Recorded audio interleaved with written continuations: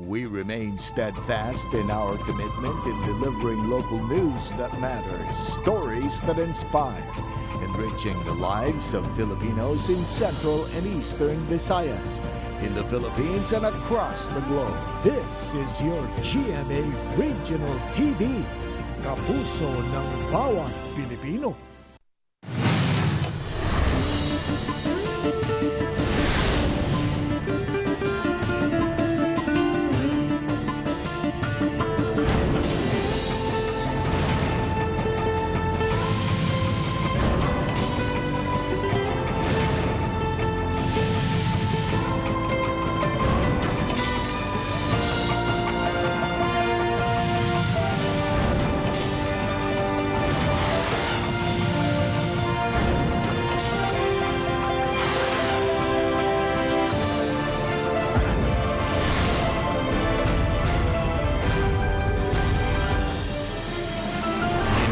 GMA Regional TV, Balitang Bisdak.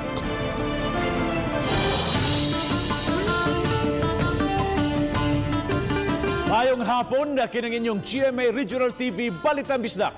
Ang bugtong kasaligan, kasandigan o karangpan sa mga Bisaya. Ako si Bobby Nalsaro. Nga maghatod sa labing dako mga nagunang balita nga mahinungdanon sa Central ug Eastern Visayas. Ako si Alan Domingo. Ako si Cecil Kibod Castro, live si GMA Complex sa Dakbayan sa Sugbo.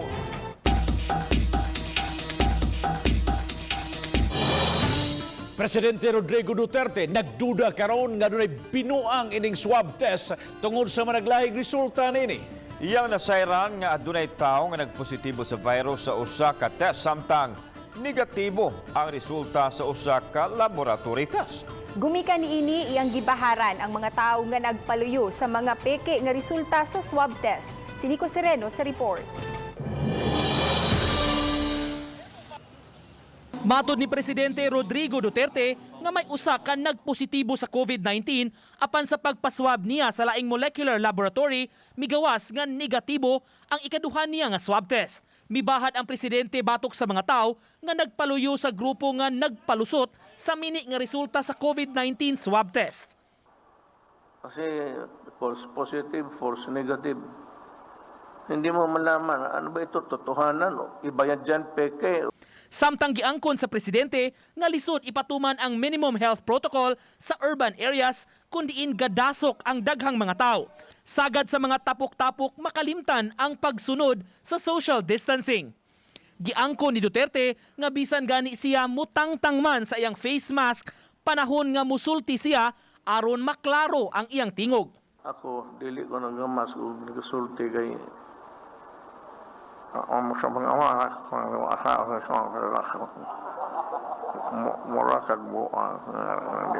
Si Duterte miduaw sa Dumaguete City sa Negros Oriental kagahapong adlaw atol sa inaugurasyon sa Multi-Million Port Operations Building. Uban ni Clans Gabutin, Nico Sereno, Balitang Bisdak. Dakbayan sa Talisay, mitala og dulan sa 350 ka mga aksidentes kadalanan gikan sa Enero hangtod na karong buwana. Ang uban ini na holy cam. Ang report ni Fimarin Dumabok. Kung sa niaging simana ni tala og napo ka mga disgrasya sa daan nga nahulikam. Ning simanaha dulan gyud sa 20. Lakip sa nahulikam ang mga aksidente gahapon diha sa barangay Tabunok. Usa niini ang kining coaster sa Cebu Port Authority nga nahulikam nga pasaka sa flyover. Hinay-hinay kining niliko pawala og mibangga sa gikasugat nga motorsiklo nga gisakyan sa magtiayon. Ang driver sa coaster miangkon nga nakatulog samtang nagmaniho. Sa pagkagabi niya nakuha usab sa video duol ra sa flyover kining usa ka SUV tapad ang series bus samtang nagpaabot sa go signal. Apan nasagiran ang bus dihang hinahinay nang nakadagan.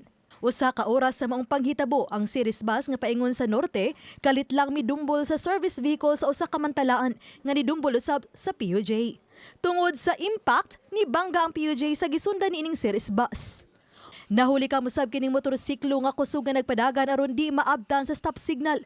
Apan nasarasay na hinuon og nadaro ang motorsiklo padung sa paliko nga pick-up. Pagdulhog niya sa ato ang flyover, kalit lang ni basiyo ang brake. Hinungdan nga una niyang nadumbulan ang katong service vehicle sa Sunstar Dunay taxi nga nakadaro sa mga tricycle, nakapiyong sad. So manag usan ni siya sa mga risgo atong awhag sa atong mga drivers nga kung pananglitan di gid nimo kapugngan ang imong kaugalingon, pangita ilang gid og lugar nga imong ikapadaplin ang maong sakyanan. Matod ni tumulak nga sa Enero lang mitala og 155 ka mga disgrasya, 158 sa Pebrero.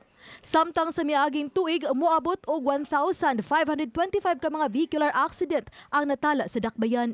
Base sa talaan sa City Toda nga ang top 3 manalambigit sa aksidente sa niaging tuig, naguna niini ang mga private vehicle nga anaa sa 871, gisundan sa mga motorsiklo nga nitala og 643 ug ang mga truck nga dunay 287 ka mga vehicular accident ug 60% sa mga aksidente ang nahitabo dinhi sa South Coastal Road. Sayop nga pagdesisyon sa iyang pagmaneho. So ang pag-brake, ang pagmaneuver, mao nay sagad nga hinungdan sa maong disgrasya. Oban ni Renante Quiñones. Ako si Family Dumabok. Balitang Bisdak. Usa ka senior police officer ang nadakpan sa entrapment operation karon ng hapon nga gipahigayon sa Integrity Monitoring Enforcement Group kon IMEG sa PNP tungod sa kasong robbery extortion sa lungsod sa Carmen. Ang suspect na ilang si Police Executive Master Sergeant Julius Medora Obanyana, Hepe sa Intelligence Division sa Carmen Police Station. Ang biktimang usa ka alin bitugog kinsa mitumbok sa pulis nga nangayo og 3,000 pesos aron ma-release ang motorsiklo nga unang gisakmit sa suspect. Subay nini gipahigayon ang entrapment operation og nadakpan ang suspect kinsa nakuhaan sa marked money. Wa pa makapadayag siyang habig ang dinakpan nga pulis. Ang operasyon sa IMEG gabahin sa gipatuman nga internal cleansing sa Philippine National Police. Dulan sa 40 ka mga fish pan sa barangay Kalawisan, Dakbayan sa Lapu-Lapu ang wa na makaani sukad sa nahipos nga bahin sa 2019. Ang ilang nga magipatubo nga mga lato o gibuhi nga mga lambay, pansat o kinhason na nangamatay na lang. Si Luan Mirondina adunay live report. Bye!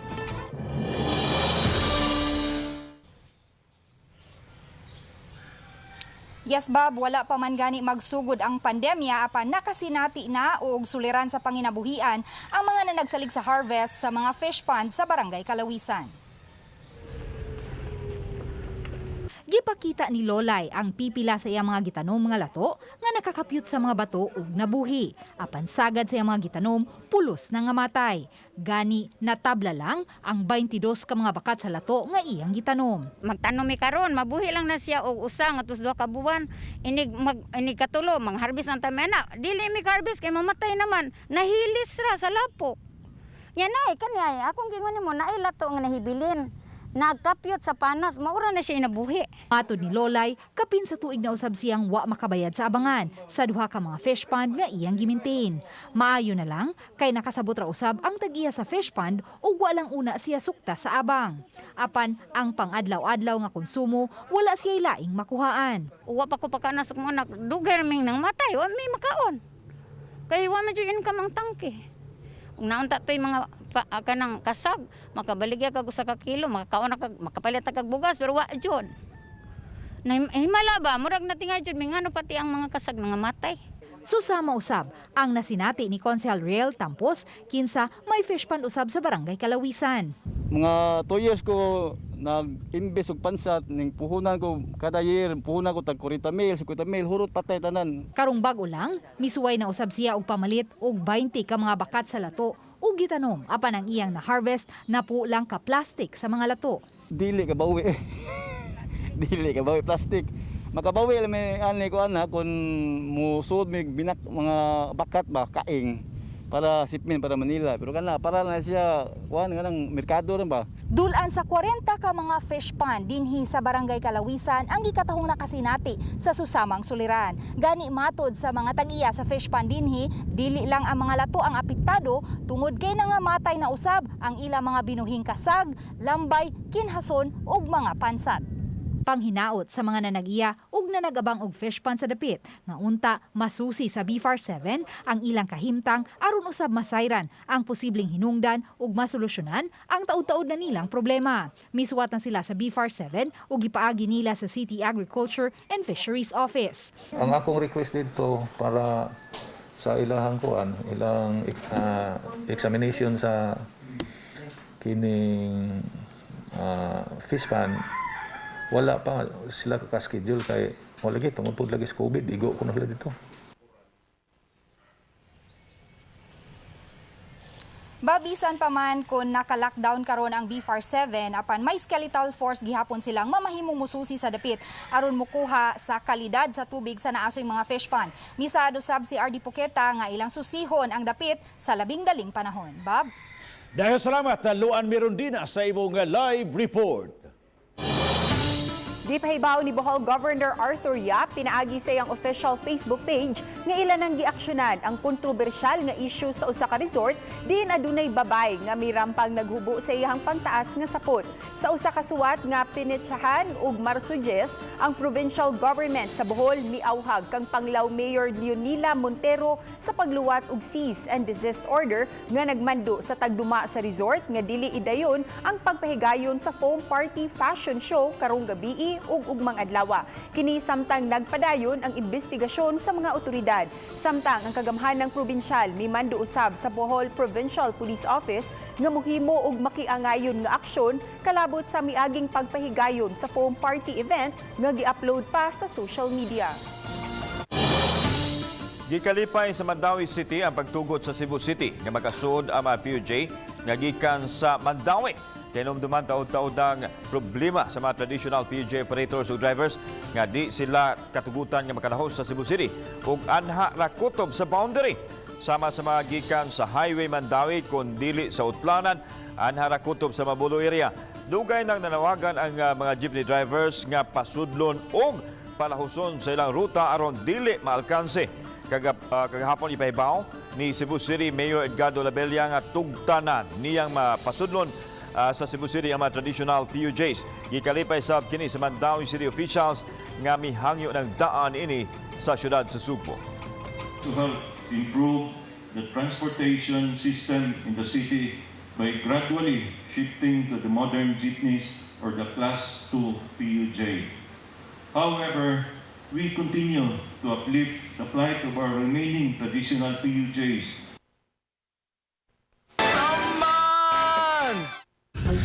Sir, kung ikay papilion, makautot o makaubos sa public? Makautot na lang, sir. Ano man? Kaya kung makaubos public, murag na may discrimination sa COVID karon ba? Utot? Wala.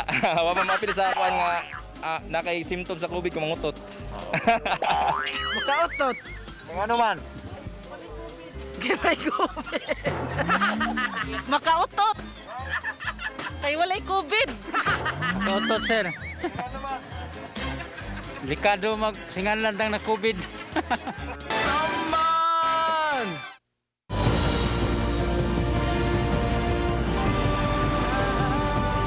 Kini ang GMA Regional TV Balitang Bisdak.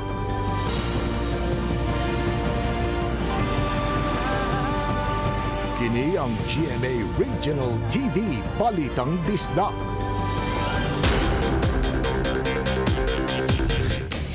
Labing unang pagpamakuna patong sa COVID-19 gisugda na dito sa Negros Oriental. Naguna sa nagpabakuna ang pulmonologist nga si Dr. Dewell Cuyacot atol sa ceremonial vaccination ni adtong Martes sa Siriman University Medical Center.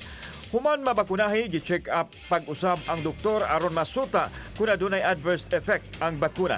Mato ni Dr. Cuyacot, importante sa mga sama niyang frontliner nga magpabakuna. Yeah, we have to because we have to stop the transmission of this SARS-CoV-2 virus. And if ever there is transmission, you can decrease the severity of pneumonia if you get vaccinated. Samtang duha ka adlaw human nagpahigayon og bansay-bansay miabot sa Southern Leyte ang unang batch sa AstraZeneca. Ang probinsya ang unang nahatagan sa vaccine sa Eastern Visayas. Kagahapon malampusong gipahigayon ang pagpamakuna sa 83 sa 90 ka mga medical frontliners nga nagpalista aron mabakunahan.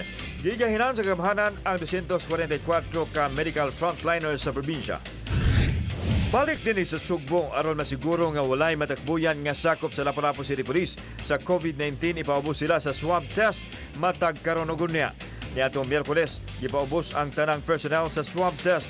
Human sa swab testing, gipaubos usab dayon na masakop sa kapulisan sa drug test.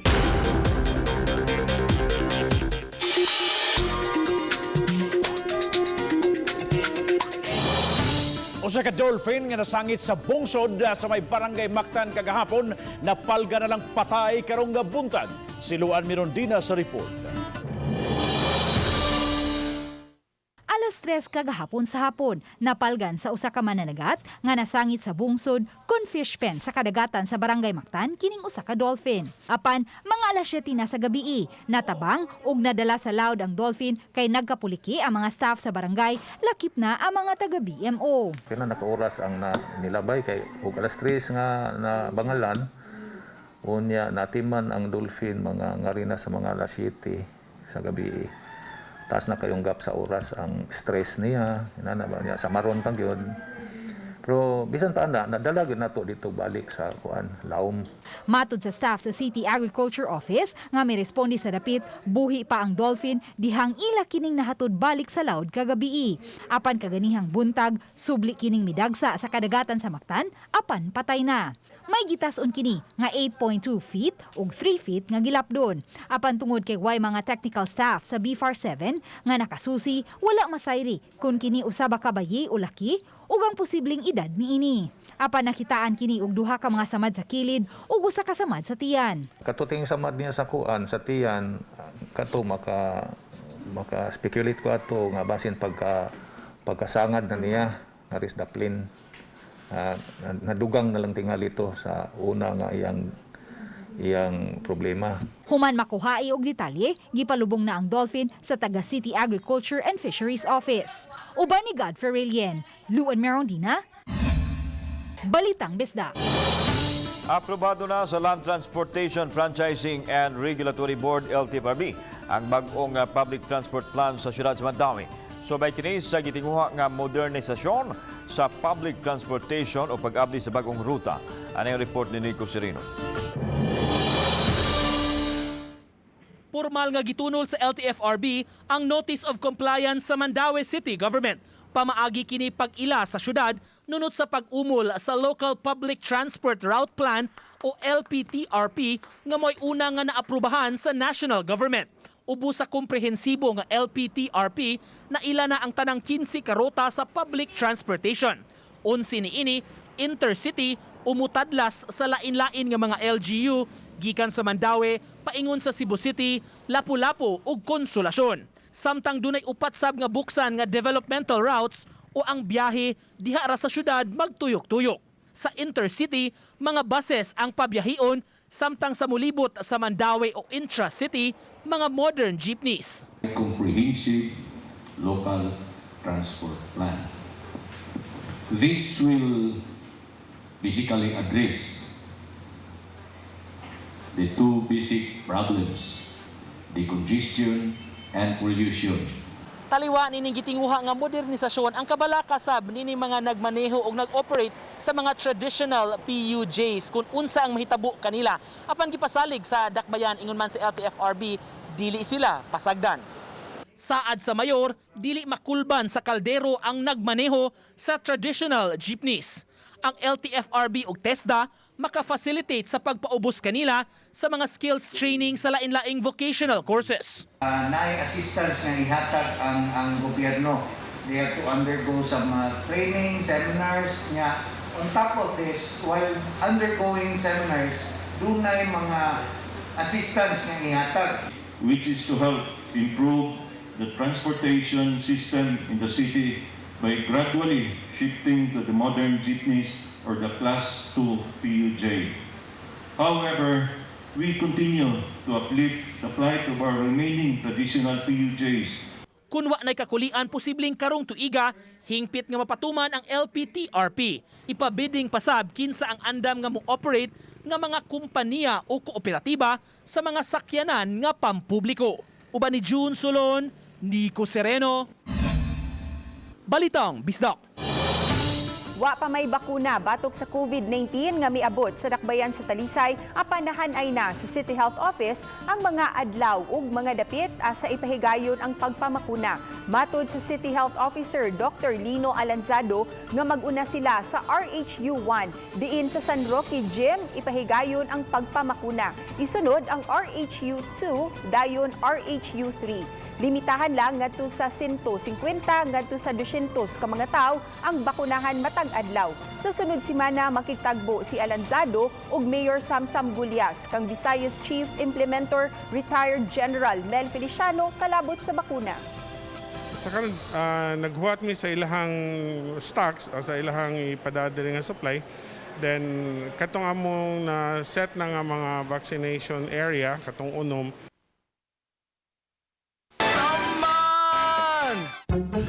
Bahala nagbaho, magir ito na, hangin na. Makaigit. Mangutot o makaubo in public?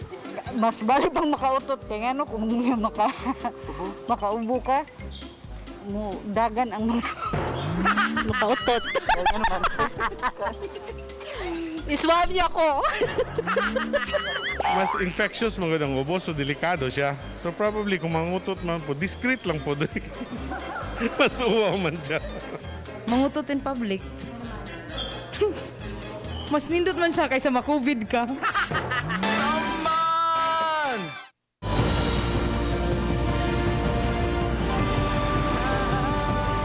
Kini ang GMA Regional TV Balitang Bisdak.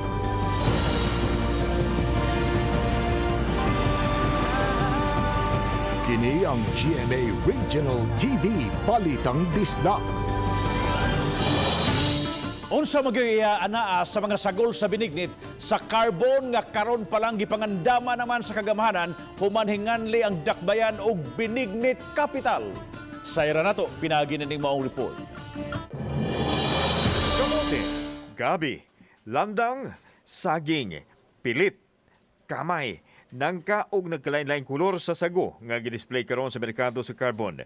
Kini ang igsasagol sa binignit nga mao'y paborito matag Biernes Santo. Karon pa lang, may pipila na ka mga taong namalit ng daan. Sa'yo man ka nagumpra o mga sago?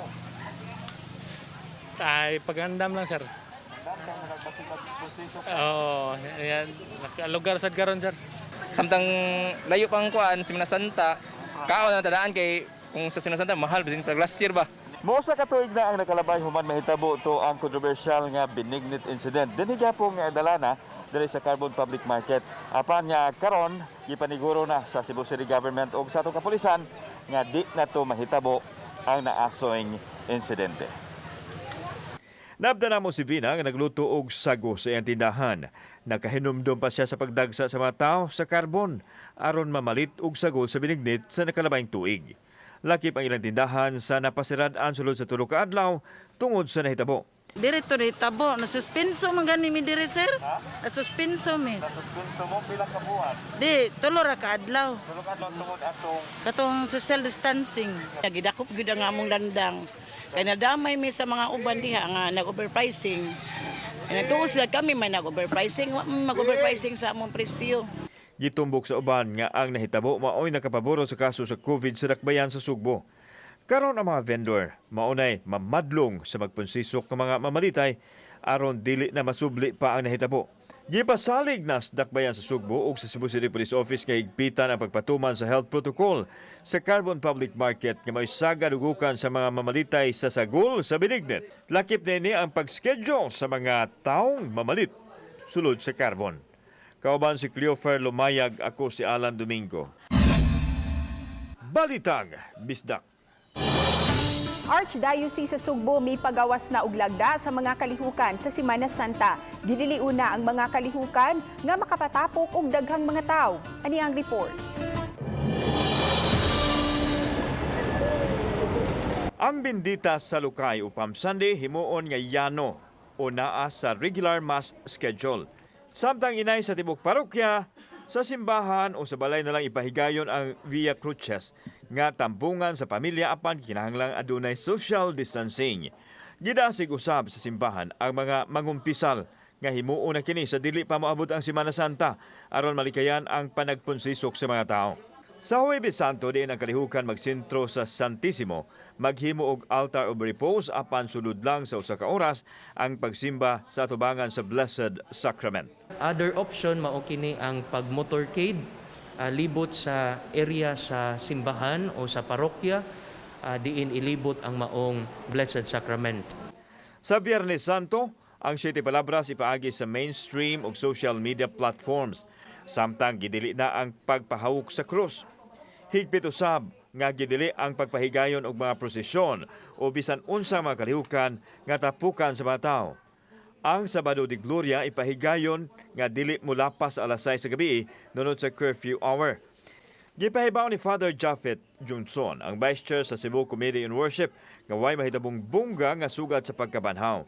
Himuon kining yano pinaagi sa misa sa alas 5 sa buntag. Uning giingon ni Archbishop, any kind of activities, no, mga programs, mga pagpaagni sa mga tao, no, aron to commemorate the resurrection of our Lord.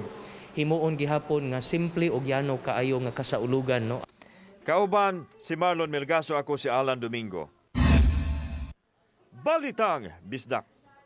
Saman! Umubot na karon, kuyawan man sila, ngutot lang ko. Mangutot kay dili ma-COVID. Mas tindot ang utot. Sound? Nag-ubo ka, hado ka na rin COVID. Ang utot na may pamangutot lang. Oo. Paano man?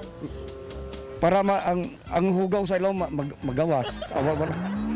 Mangutot lang yung public. Kay akong ubo, mataw mo likay mo nato. Ang utot, taw likay lagi ako. Saman!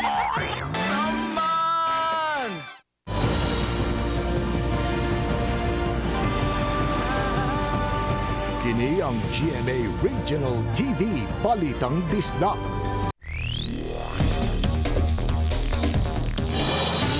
Presyo sa isda o mga utanon sa carbon miubos karon tungod sa abundang supply. Miubos og 50 pesos ang presyo sa kinilong katambak. Mamsa mga 300 pesos ang matag kilo o 350 pesos sa kaniadto. Ang budboron tag 120 pesos na lang ang kilo. Ang tulingan 140 pesos, ang bangos 160 pesos matag kilo. Matod sa mga vendors nga adunay igong supply sa isda, hinungdan nga miubos ang presyo nini. Samtang miubos usab ang presyo sa mga utanon sa carbon gawas sa kinilo. Mamahimo usab nga makapalit og minudo o binugkos baka sama sa saluyot o kangkong nga tag 10 ang bugkos o ang alugpati nga mamahimo rang mapalit tag 25 pesos sa ang kilo gikan sa batang bahin sa lalawigan sa Sugbo ang maong mga utanon. Ang nasinating pandemya wa makapahunong sa paningkamot sa mga tao nga manginabuhi. Sama ni ining amahan nga nagluto og lamian nga bingka gamit ang iyang mobile oven daplin sa kalsada. Ani ang report. Sa daplin sa kalsada sa Dakbayan sa Sugbo na midpid ang mobile bingkahan ni Ricky. Dinha na siya magluto sa bingka gamit ang mga sangkap nga ginaling nga bugas, tuno ug pampatubo. Gibutang niya sa hulmahan nga gibutangan og dahon sa saging. Adunay dagko ug aduna usay gagmay. Dayon gisulod sa oven o hornuhan ug paglabay sa pipila ka minutos, luto na ug pwede nang haunon. Matud pas uban kini ang perfect nga liki sa bingka nga makapasamot sa kalamig. Mapagani pagkahumangan halin naman dayon, drive-thru pa kay sagad sa mga customer nga mopalit aduna may sakyanan nga makaagilang sa iyang dapit. Karon murag mingaw-mingaw ang mong paninda ron kay kuan man ang kayo. Napulo na siya katuig nga mamingkahay ug mao kini iyang gibuhi sa upat niya ka mga anak. Hinay man ang halin niining panahona apan mas maayo na lang kini kay aduna siya kakuhaan sa ipakaon sa iyang pamilya. Magkogi lang ginoon, makakuan mo kita, kwarta-kwarta mo gamay, pang bugas-bugas ba. Kauban si Cleofer Lumayag, ako si Alan Domingo. Balitang Bisdak. Salamat sa mga kapuso nato apilang na sa gawas sa nasod nga nakisayon sa mga dagkong ug mga nagunang balita sa rehiyon. Ako si Alan Domingo. Ugi ka namong tanan dinhi sa Central ug Eastern Visayas. Ako si Cecil Kibod Castro. Ang inyong balita, ang among balita kay matagdukal nga balita mahinungdanon. Kining inyong GMA Regional TV Balitang Bisdak. Buong puso para sa Pilipino. Ako si Bambi Nalsaro, mayang hapon mga kapuso and happy weekend.